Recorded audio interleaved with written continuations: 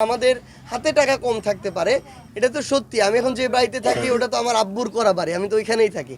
যেই গাড়িটাতে করে আমরা নির্বাচনী প্রচারণা বা বিভিন্ন কাজে ঘুরি সেটা তো ভাড়া নেওয়া গাড়ি, তো এটা তো আমার না যে আমি ওইখানে দিব।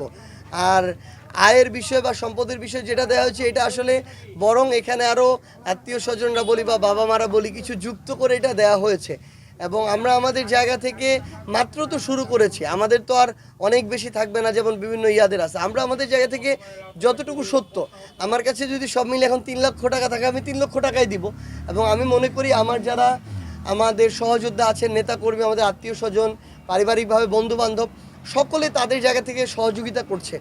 এবং এখানে যারা আছেন তারা বলতে পারবেন না যে আমরা এতদিন ধরে তারা কাজ করছেন আমি তাদেরকে কখনো টাকা দিয়েছি।